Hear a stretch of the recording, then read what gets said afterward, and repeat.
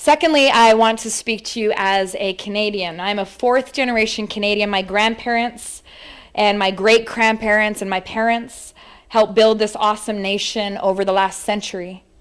I'm also adopted into the Cree Nation by Chief Kenny Blacksmith, whom I just mentioned. His forefathers also dreams for this land that they loved and cared for. My forefathers worked for a nation of peace, a nation of common respect, a nation of prosperity, a nation of community, a nation of neighborly love. They sacrificed massively to build the nation that that's you and I, now enjoy in so many ways. I listened to the stories of my grandmother in awe. She was born under a wagon in minus 40 degrees weather, harsh winters, hot summers, mosquitoes, moose. As young adults, newly married, her and my grandfather tilled the land as farmers in northern Alberta. Scarcely was there a day that they did not labor from before the sunrise until after the sunset. They shared the proceeds and the fruit of their fields with neighbors, working with them to build communities with schools, stores, churches, clubs, hospitals, synagogues, cemeteries. They had 6 strong children who grew up to do the same. The spirit of a pioneer and the desire to build something for their future generations and the grace of God propelled them to great sacrifice and to extreme measures to build what would become an amazing nation. I see the depth of the sacrifice in their eyes when they talk of the old days, and I see it in the creases in their face and in their fingers, which are bent from the intensity of years of manual labor on the farms. My great uncle, Casse Lavalle, wrote the music to our national anthem. What an awesome melody. God keep our land glorious and free. Free. With the echo of the reality of my forefathers' sacrifice, I'm emotional at the thought that the joy of freedom is seemingly under fire. What is freedom? Does it mean being able to walk the hallways of a university without the fear of attack because of someone who has a different ideological belief?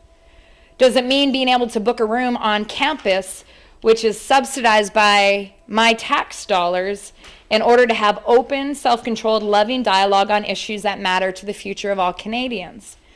Does it mean I have to pay $2,000 in security just because someone else is full of hate? Does it have within it the demeanor of looking into the eyes of one's neighbor, hearing their story, hearing their joy, hearing their pain, and rejoicing in our common humanity?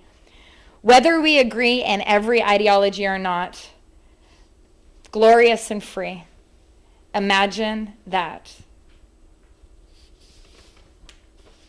Is the web stream okay? When Canada flung its borders in the late 60s, when Canada flung its borders open in the late 60s, I'm not sure we knew what we were getting. We hoped we would gain amazing citizens full of hope, ingenuity, and a desire to give and build the next leg for a nation full of peace and neighborly kindness. I'm not sure that what we've experienced this week as the Imagine Coalition, or what many students may experience in the weeks to come, is what my grandparents paid for with their sweat, sacrifice, and pain. This troubles me.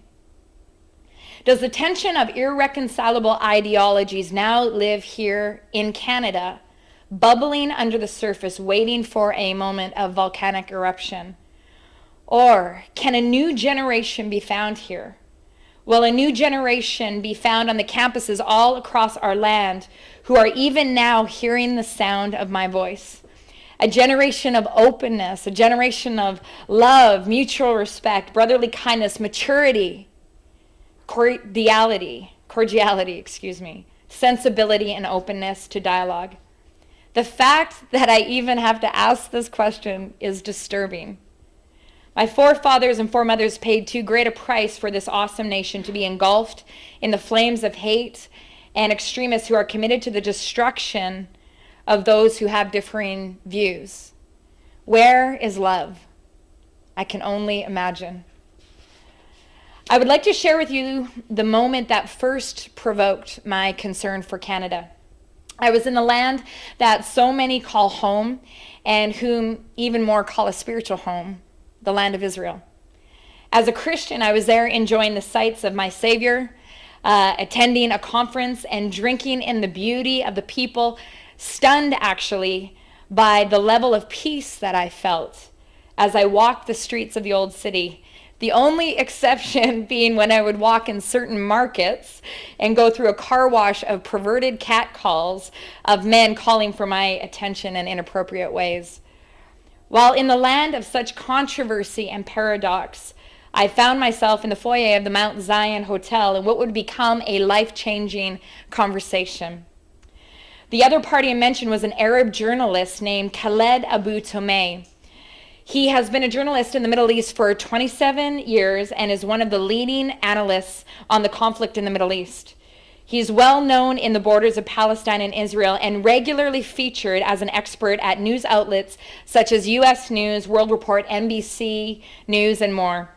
He's done documentaries for BBC, Channel 4, and several other international television outlets. His ocean of knowledge made mine look like an eye drop. It was a privilege for me and the 18 other young Canadians with me to get to spend over an hour while he shared his views as an Arab journalist whose home was in Ramallah.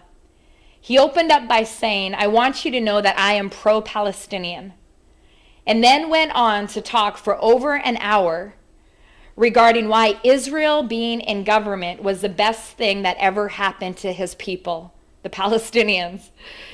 He went on to share with us about the corruption, the violence, the bloodshed, and the hypocrisy that he personally observed rampant in his own people's leadership. We were all stunned by his words and thought things like, how brainwashed have we been by the international media? Things are not always what they seem.